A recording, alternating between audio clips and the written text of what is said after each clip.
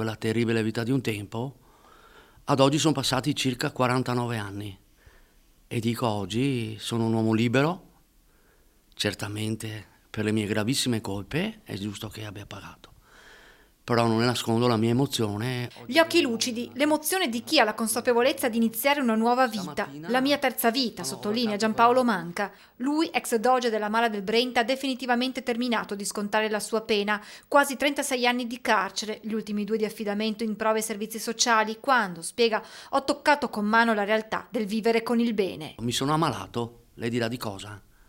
Del bene che ricevo anche dagli altri. Per me è importantissimo perché non è facile ad accettare uno con una storia come la mia. Una nuova vita che deve fare i conti con un passato che pesa. Guarda, io ho molti rimorsi, tantissimi. Molti mi dicono ti devi perdonare, non è facile.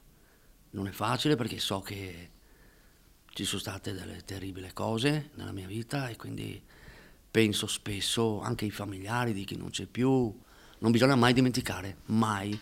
E dobbiamo chinare la testa davanti alle nostre vittime. Il male passato lascia ora il posto al bene presente che Giampaolo Manca ha deciso di dedicare agli altri, ad un progetto benefico rivolto ai bambini in difficoltà.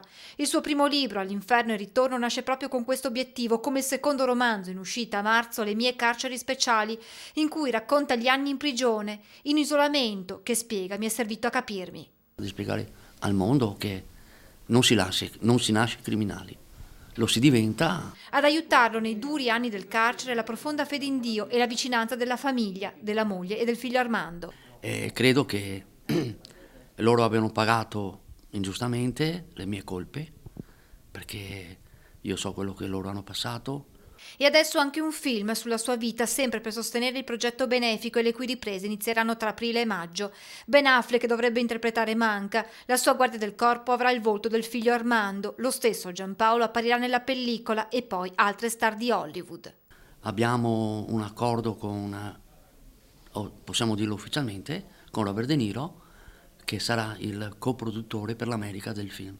Da domani Giampaolo Manca si dedicherà a questo, a promuovere il suo secondo libro in giro per il mondo e poi a continuare a raccontarsi nelle scuole. Dico ai ragazzi, vi prego, non imitateci, siamo stati il male assoluto e quindi gli faccio capire che i valori della vita sono ben altri, non l'apparire, le macchine belle, eccetera, eccetera. Ma stasera è il momento di godersi il primo giorno da uomo libero.